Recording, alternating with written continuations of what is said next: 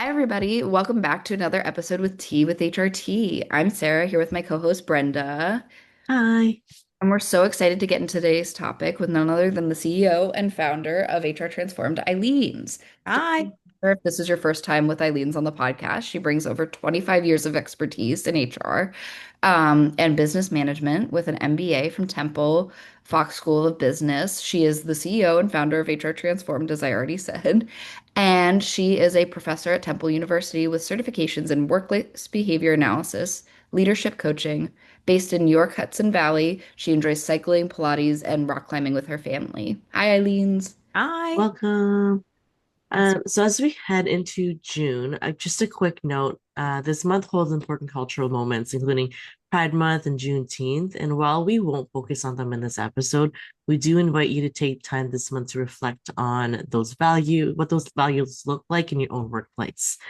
So like I've mentioned, it is June, your team is tired, the vibes might be a little off, and burnout is kind of creeping in. And in this episode, we talk about what low engagement looks like right now and what you can shift before Q4, right? So it's not too late to reset. But yeah, let's get into it.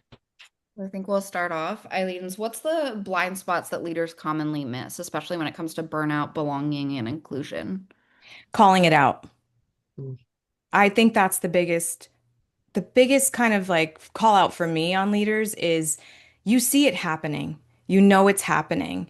And instead of saying, "Hey everyone, I see what's happening. Here's some coping mechanisms. Here's what we can do. Here's what we can't do." But that communication is so important because if I see my team burning out and I don't at least acknowledge it, what does that look like on me? It looks like I'm tone deaf. It looks like I don't know what's happening in my own environment. Or maybe I'm choosing to ignore it. And so you don't want your staff members to feel like you've purposely chosen to ignore the signs of burnout and just keep burning people out. So I would say calling it out and communicating is the one item that I would really focus on as a leader when that's happening. Yeah, I Good also one. think that's huge in the sense of like, as an employee, especially like when you're getting burnt out, if you also feel like non-acknowledgement, it just builds this huge sense of resentment of like, oh, I'm just the little guy that nobody like cares about and nobody's paying attention to. And I do think like Brenda and I have hit on this in how many episodes now of like just communication is so huge when it comes to like just having a positive workplace of people want to be understood and seen. Mm-hmm. For Mm. sure. But like also like on the other side, I can see how like leaders might not focus on that as much because like as a business owner you feel like I want to hit those performance metrics, like I want to hit these, like I want to make money, I want to make sure things are going smoothly with the business, but at the same time we should definitely take time and kind of call it out. Like if you're feeling stressed out, then imagine what your team is feeling, right? Right. And I think that's another thing there, that blind spot of if you're also burned out, which is probably 100% of the time, if your team is burned out, you're likely to be, if you're an involved leader, you're likely to be more or even just as burnt out as your team. And again, like you can't just break down. Everything is going to fall on your shoulders at that leadership level. And so, finding the right coping mechanisms, but being honest and open and saying, I'm also burnt out. Here's what I'm trying, or here's what I'm doing. Mhm. So I guess with that, if leaders are realizing that their team is feeling stretched, what are some immediate actions they can take, even if budgets are tight? Because that's something that people always bring up. So, the obvious thing that everyone does is that they take it on themselves. Mm, I'm not saying that that's right, but that is one of the small ways that costs the team nothing in real dollars, like when you're looking at cash flow, is dispersing some of the responsibilities on team members that may not have as much of a feeling of overwhelm or may not have as many action steps. Disperse it out, but leaders usually just take it on themselves. mhm, But what happens to them is that they build resentment, there's emotions attached to it. And what happens to emotions is that they become contagious. So, emotional contagion is really, really tough at the leadership level because while you say, well, let me take something on from you, you then have an emotional reaction and then you're impacting the rest of the team. So, when budgets are tight, I've got to tell you, as a business owner, I end up making those budgets even tighter. We'll bring in more help, we'll bring in temporary help. We'll see how we can make it work, take money out of my own pocket, right? Like at the end of the day, there is going to be money involved. But the other thing is that there is technology out there. There are automations. There are shortcuts to what we could do in an environment that the team is feeling really stretched thin in. And I think that there are major blind spots in recognizing how can technology help our team automate these steps better or make this go faster, make the boat go faster, right? Like we usually use the rowers and row ourselves and like our arms start to hurt, we're tired, our body's just sore. But guess what? We could buy a motor or we can make a motor and we can go just a little bit faster if that's how fast you want to go. So the immediate actions kind of that I mentioned, you also have to think about what tools do I currently have in place that I'm not utilizing. Brenda's like outstanding at using things like ClickUp and Monday. And she has found so many ways to create shortcuts like, oh, you can just add that here, or hey, you can just connect this with this. And those are those like brilliant moments that imagine, Brenda, we didn't have those automations in place, the types of Yeah. extra checklists we'd have to do and extra action steps, or like that redundancy. Or Sarah, how we were talking about creating those Slack reminders that are automated for certain Slack environments that have them, right? So it's like, how can we, what don't we know that could be helping us? So I think someone has to pull themselves out of feeling stretched thin and take the time to do that. The other thing is that time boxing and distractions and all those sort of time management tools that you already have in your arsenal, force yourself to use them. Brenda and Sarah know I don't have alerts popping up on my computer, which means I don't see things sometimes. And sometimes there are things that are important that I need to see. But I don't, the only thing I have popping up are phone calls. So if my kids need me or there's something dire that like the school is calling and I need to do something, I'll see it. But if you eliminate some of those distractions, you will get through your work a little bit better. You will plow through it better. And then the other thing is really thinking about what are you doing with yourself that is contributing to this feeling of being burned out or stretched too thin. So are you a yes person? I I am. am. I I totally am. Sarah, what about you? You're a yes person? Oh, I think like to be in HR, you kind of have to be. I mean, like the only Right. person I know in HR who isn't is Farron. Farron Right. is She's very so good at confident in that. the no, but I She's think that's confident in her, like, yeah, we're not going to do that. Or even Mhm. right now, we're not going to do that because this Yeah. is what we need to do. And she kind of positions it in the right way. But if you realize that I'm part of the problem, I'm creating a bottleneck or I'm creating this moment of too many steps in something, then that could be it. Are you getting enough sleep? And like I mentioned before, emotional contagion. I know, Brenda, right? It's like so hard. Emotional contagion. If I wake up grumpy because I only got 4 or 5 hours of sleep, how do you think Rosalind feels? Our chief of staff, she's like, she knows if I'm in that grumpy mood. So emotional contagion again, like, am I part of the problem where when I get no sleep, or I'm not drinking water, or I don't get to do my morning exercises, or I don't do the things that, like, if I don't eat well that day, there is a reaction from me that impacts the team, and I might get incessant with the work. Or I might get like, and Brenda's known me for a while now. She's like, uh-oh, Eileen's is like checking in on everything. She's stressed because that's my Mhm. stress response. So Yeah. I count on people also, and this doesn't cost anything, for people to kind of come back at you and say, hey, Eileen's, that stress level is up here and it's impacting me. And I think that there takes a level of courage for people to say to a business owner, to say to their leader, take it down a notch. But if you have Yeah. a trusting environment where people all get along and there's like a relationship there, that costs you nothing. And it builds more trust and it builds less resentment in that environment of like, well, my boss is creating that stress, or my leader is creating that stress, or my team members are creating that stress. But call each other out and say, listen, it's really having an impact on me. So those are kind of like a lot of little answers to the stretched thin question because we can take it in so many directions. I wanted to Mhm. touch a little bit on all of them. Yeah, I just want to go back to what you said, how you turn off all your notifications. When you told me that, I was like, this is you modeling, I guess, boundaries, right? Like, Yes. okay, you know what? When I'm in a meeting, I'm in a meeting. And there are so many times where we'll cancel meetings. We're like, look, it's not necessary. Let's just take that time to work on our stuff. And I'm like, oh wow, okay. she can see that there's a lot of stuff that to be done. And like we really appreciate it when you do that. And it really does give us the opportunity to kind of say no or be like, hey, we might need to push this deadline. Right. And I think that's really important. And if you have a small team, it's easy to find those Mhm. pockets of burnout. And for those people who are listening that have these large teams, there's got to be a moment of like, what is happening in my environment? Like, you can't Mhm. reach hundreds of people or thousands of people sometimes.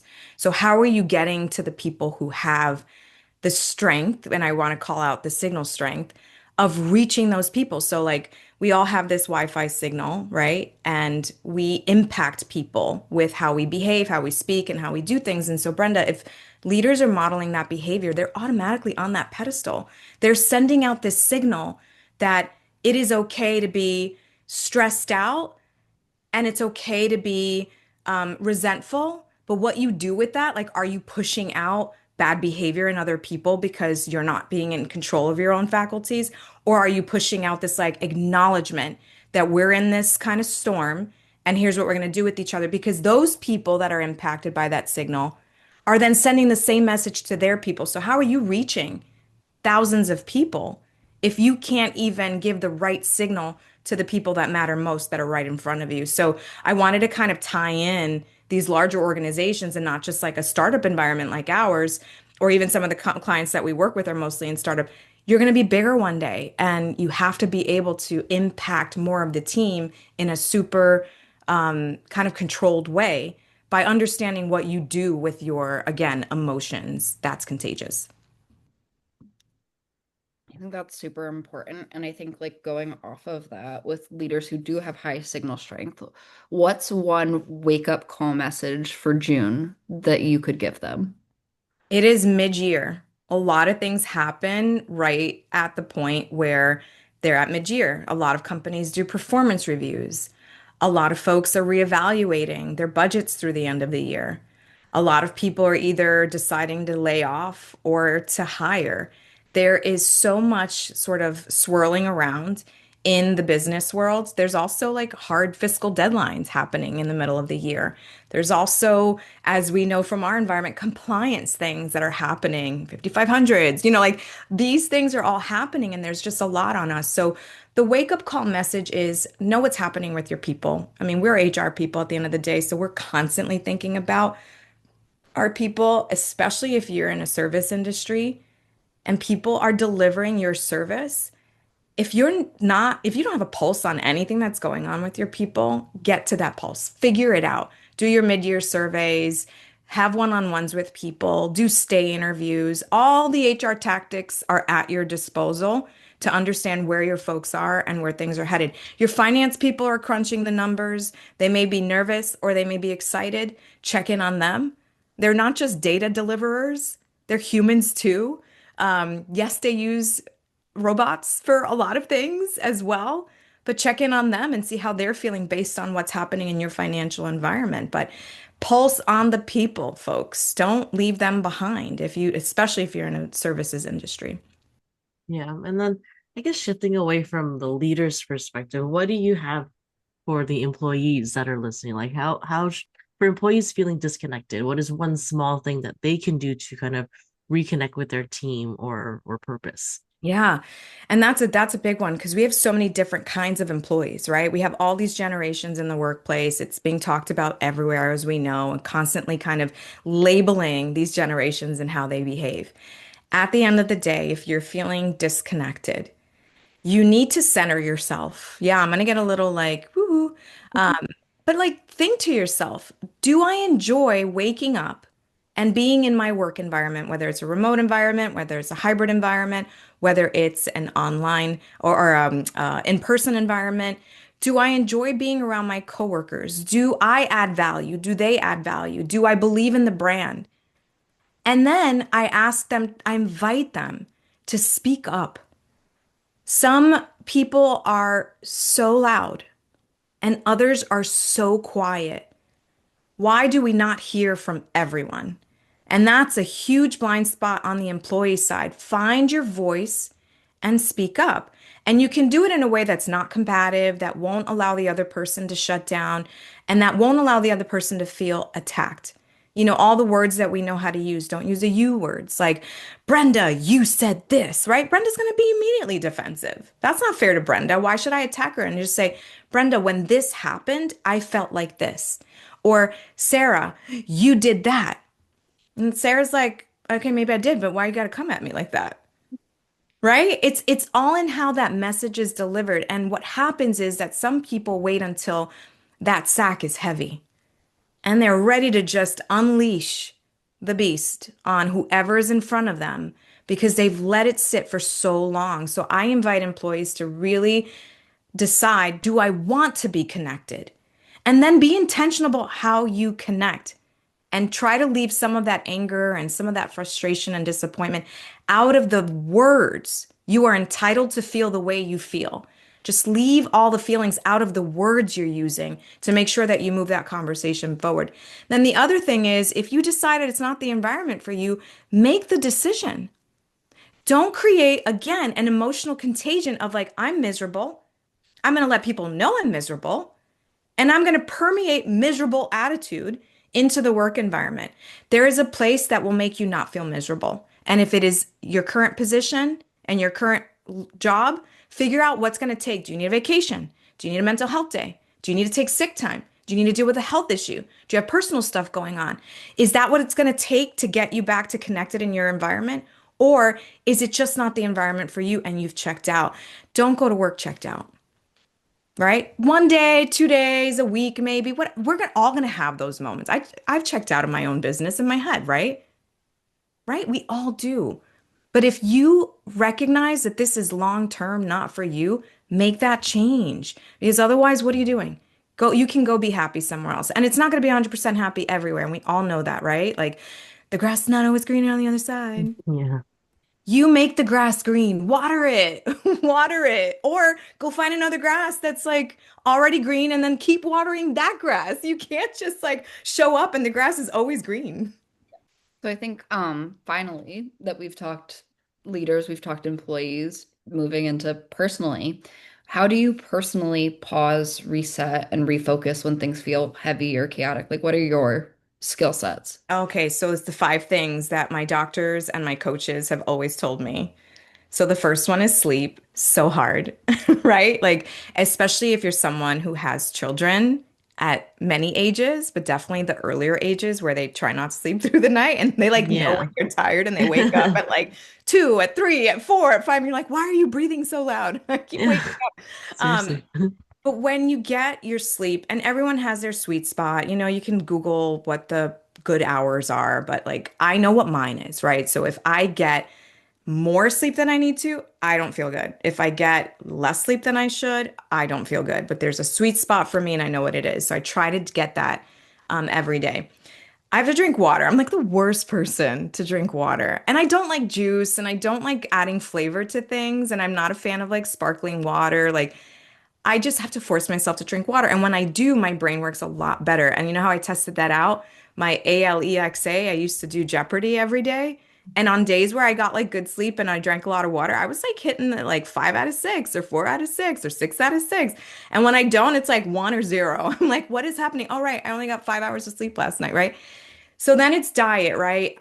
Everyone has what makes them feel good, what they eat, and then everyone has the things that don't make them feel good.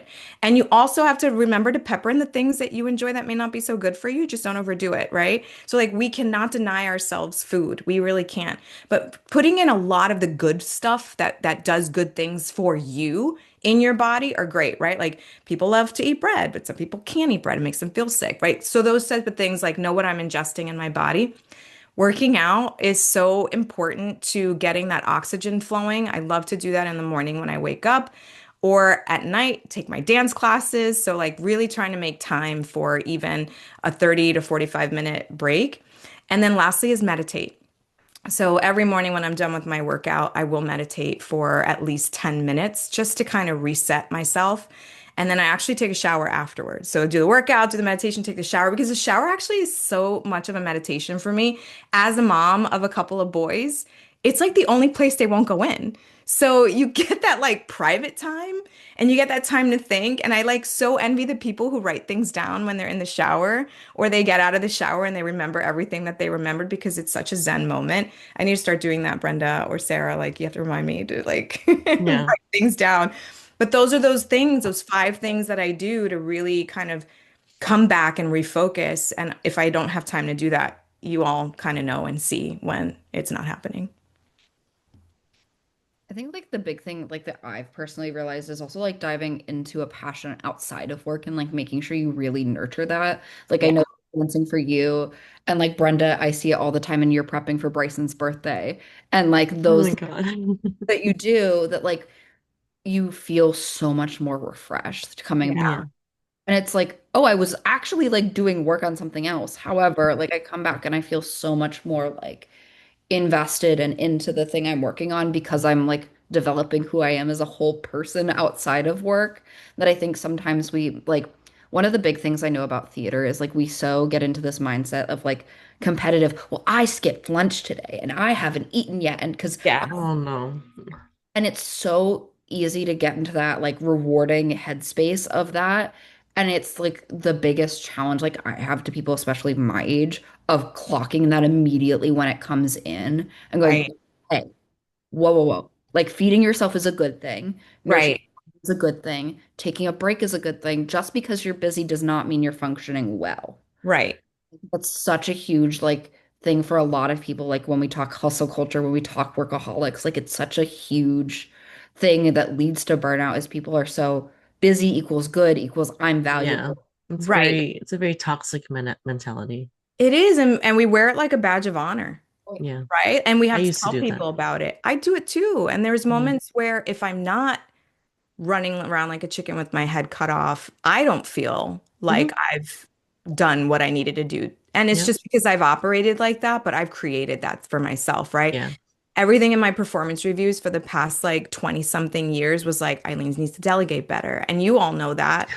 And then when I do, I'm like, wait, but like I kind of enjoy doing that. But Mhm. that's again like that's self-deprecating, right, Sarah? Like it's that thing of like step away. And you were saying about like how you all have these fun things to do. I love when I see like Rose worked on something on her, crocheting, because I know that that's like her love language. Like she crochets things, that's her love language, right? Or you kind of dive yourself into all these things. They make you a better kind of human to other people and help you decompress. And we should, and I say this, and in this environment, we should take time during the workday to do those things. Like Ariana would like loves to work out. She does that through the workday. I would love to do that more. And I do that. I will take a walk and do a huddle with, Ariana the other day. I said, let's both get out and do our huddle walking. And we FaceTimed each other and just did our huddle walking because I know that's what gets our like, refocus back. So Mhm.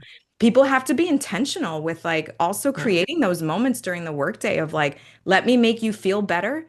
And let me give you a moment of like refocusing and pausing. Maybe I'll tell Rose to just crochet during one of our huddles and be like, I'll take the notes. You crochet while we She talk. would love that.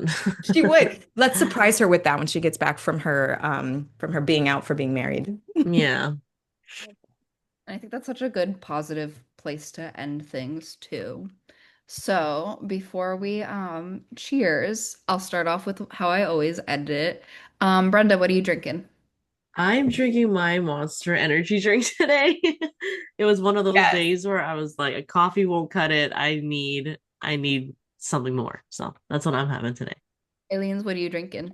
I am drinking decaf black coffee. I am going straight up and no caffeine. I am naturally this caffeinated in general. And I am using my middle son's personalized stick So cup. cute. He designed this little comic book guy that he uses, so I'm honoring him today with my decaf in his cup. Love it. Sarah? Sarah, what are you drinking? So I am drinking my typical cold brew, but I've gone off the cold foam. I'm trying to like be better.